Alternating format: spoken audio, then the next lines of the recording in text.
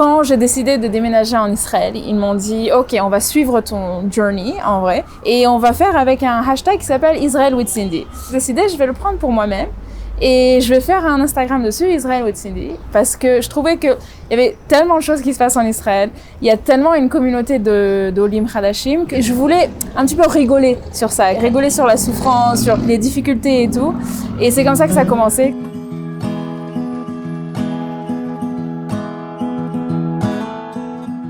Israel with Cindy, bah voilà, c'est maintenant. Salut Cindy Seni, on est ravis d'être avec toi. Ravie d'être ici, merci beaucoup. Alors tu es en Israël depuis quelques années. Depuis à peu près 4 ans, presque 5.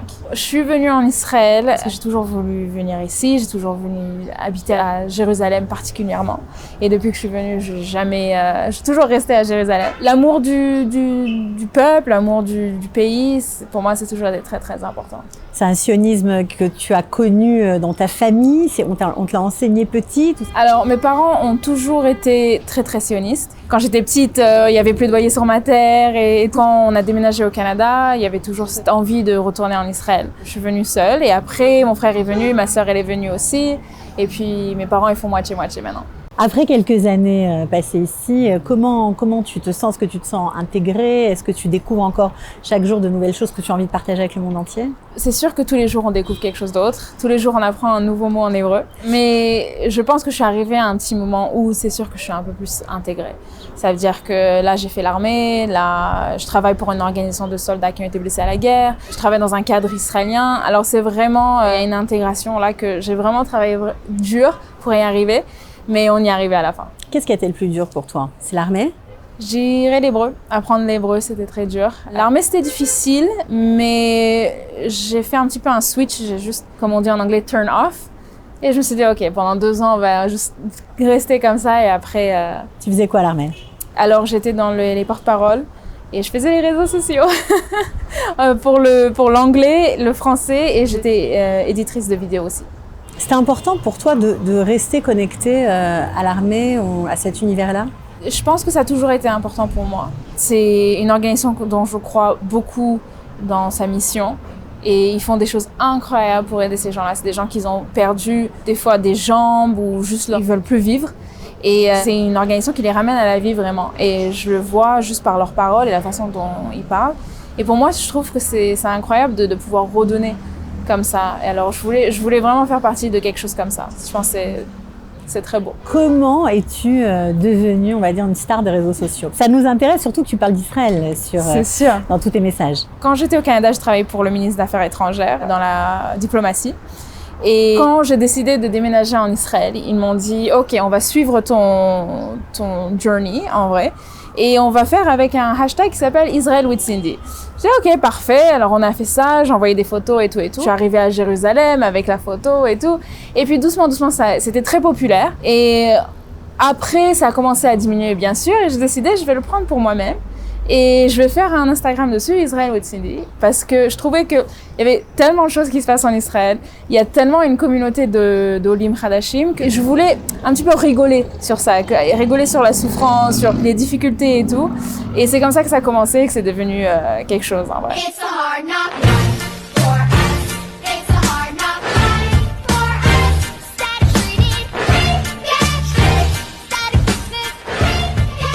En fait, tu tournais en dérision toutes les aventures qui t'arrivaient, quoi. Exact. Avec quoi tu as commencé? Quelles mésaventures tu as eues qui finalement t'a valu des milliers de followers? Je dirais la bureaucratie. Et la façon dont les Israéliens ils gèrent avec tout ça, par exemple quand ils crient dans les bus ou aller par exemple un de mes reels qui était très populaire, c'est quand on reçoit un paquet en Israël et il faut aller à 30 minutes marcher quelque part dans une petite malcolette et il faut demander c'est ouvert quelques heures dans la journée et on se dit mais comment ça peut pas juste arriver chez moi? Et les gens ils ont trouvé ça ils ont adoré.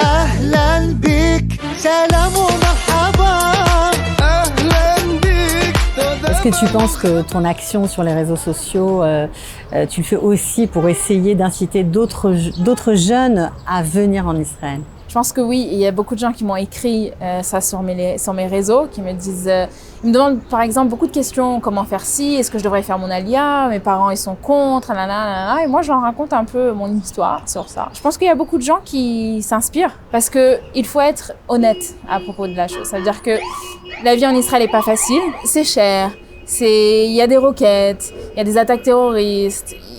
Apprendre la langue n'est pas facile. Moi, je montre pas la chose que c'est le plus beau rêve, nanana, que c'est hyper facile, un peu comme on fait dans les pubs, etc. Moi, je dis, c'est dur, mais regardez combien je rigole, regardez combien je m'amuse en même temps. Et je pense que c'est ça qui attire les gens. Qu'est-ce que tu aimes, justement? Qu'est-ce qui t'amuse? Qu'est-ce qui te plaît ici? En vrai, c'est la folie. C'est que les gens sont complètement fous, mais ils ont cette joie de vivre et ils sont heureux. Et c'est ça qui est beau, c'est que au Canada, j'étais pas heureuse et personne n'est vraiment heureux parce que tout est confortable, c'est facile. Ici, on est heureux parce que on sait pas vraiment qu'est-ce qui va se passer demain. Alors il faut être heureux, il faut juste aimer la vie. Et je trouve que les Israéliens ont vraiment bien appris ce concept. Je pense que c'est l'urgence qui fait ça, ce côté un peu qu'est-ce qui va se passer et on sait jamais. C'est jamais. Est-ce qu'on peut adopter cette mentalité, devenir comme les Israéliens vraiment? Est-ce que c'est ça, s'intégrer? Oui. Moi, je pense que je l'ai eu quand même. Je pense. J'ai un peu encore du mal, mais je pense que je suis beaucoup plus heureuse que j'étais avant. Tous les jours, je me dis, ok, j'ai aujourd'hui, et puis je pense pas trop à demain. Et puis voilà, et comme ça, je suis heureuse. Qu'est-ce que tu préfères ici? Qu'est-ce que tu aimes faire? Qu'est-ce que tu aimes découvrir? Parce qu'après tout, on va pas se priver d'avoir des bons conseils de Cindy, franchement. Alors moi, j'adore Jérusalem. J'ai toujours aimé Jérusalem. J'aime beaucoup le désert aussi. Je trouve que c'est très, très sympathique. Tu fais un petit voyage avec la Jeep et tout, c'est très sympa. Mais à Jérusalem, j'aime beaucoup aller dans les cafés. Il y a des cafés, des restos extraordinaires. Même Gan Saker, juste rester là-bas le samedi. Là, il va y avoir plein d'invitations des gens qui te disent « Ah, venez Shabbat » et tout. Bien sûr, il y a la vieille ville, etc. Mais Jérusalem, il y a un côté que les gens ne connaissent pas. C'est-à-dire qu'on connaît le côté touriste, on connaît la vieille ville, etc. Et on pense que c'est très, très, très religieux tout le temps. Mais en vrai, il y a un côté très jeune, il y a un côté très divertissant. Et moi, ça que je dis aux gens, aux touristes, c'est venez voir ce côté fun de Jérusalem qui existe pas seulement à Tel Aviv, mais aussi à Jérusalem. À côté de tout ça, quand même, alors là, on va le voir de plus en plus, mais tu es devenue une star puisque tu joues, enfin en tout cas tu participes à une série Netflix qui va a priori cartonner, qui s'appelle Jewish Matchmaking. Ça paraît incroyable qu'une fille comme toi, qui a priori n'a pas de problème à rencontrer des gens, qui est tout à fait de son temps, bien dans sa peau, participe à une série pour trouver l'homme de sa vie. En gros, c'est ça l'idée. C'est sûr. En vrai, j'ai reçu un email sur mon Instagram de Netflix ou je sais pas qui d'autre qui me demandait, au début je savais pas que c'était Netflix, on m'a pas dit, on dit pas au début, et on disait on cherche quelqu'un pour faire participer à une série comme ça. Je dis oh, ok, je pensais que c'était une blague. Alors j'ai appliqué comme ça, mais j'ai pas vraiment pensé à la chose. Disons que au moment, je pensais vraiment pas que ça allait faire quelque chose. Je me disais, on va essayer, pourquoi pas. On t'a expliqué ce que c'était? Non, pas trop. On m'a dit un truc de dating pour la communauté juive. J'ai dit, ok, je sortais d'une relation plutôt sérieuse. Je me suis dit, peut-être que je vais pouvoir trouver quelque chose de sympathique. On sait pas. Je me suis dit, si quelqu'un peut me trouver un mari, ça va être Netflix. Une fois qu'on a fait tout le casting et tout, je me suis vraiment posée, je me suis demandé la question que, en vrai, je pense que j'avais beaucoup à donner en termes de qui je suis en ma personne. En Amérique, les Juifs sont souvent représentés d'une façon.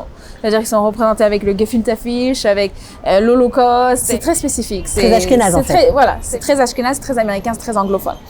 Et on ne sait pas que dans le reste du monde, il y a des Juifs séfarades, Mizrahi, de l'Inde, je sais pas où, vraiment partout. Alors je me suis dit, c'est vraiment une opportunité pour moi d'être cette représentation pour la communauté ou pour ma communauté. Et aussi une représentation pour la communauté des gens qui sont religieux mais aussi modernes. Et encore une fois, on n'en voit pas beaucoup parce que à Hollywood, c'est toujours orthodoxe ou très très très laïque. En Israël aussi. Alors pour moi, c'était très important. Je me suis dit, si ça va pas être moi, ça sera quelqu'un d'autre, que peut-être il y aura une autre représentation, ils vont pas faire un bon travail. Alors je me suis dit, ok, on va le faire, même si c'était un risque.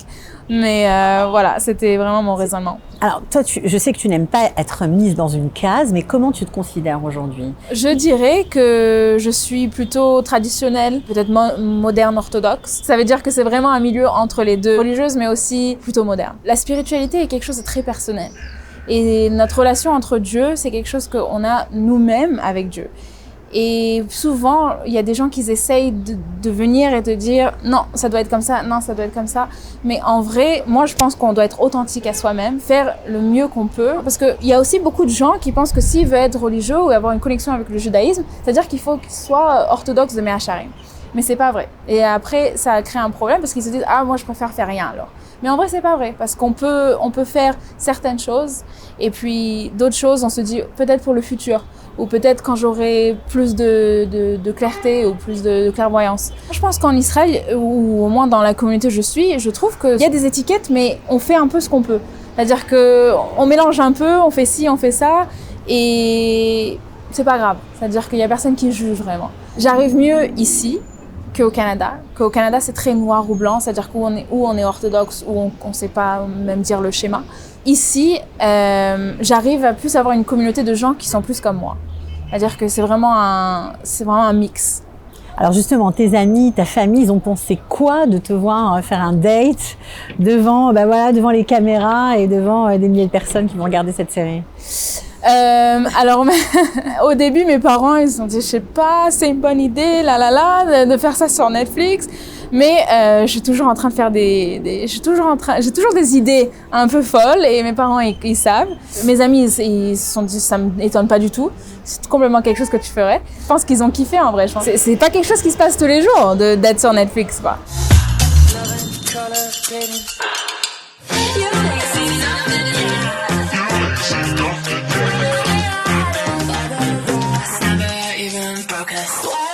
Est-ce que tu l'as trouvé, l'homme de ta vie? Alors là, je suis en train de sortir avec quelqu'un. Ça fait plus que 6 mois. Si c'est l'homme de ma vie, on verra. On verra la saison 2.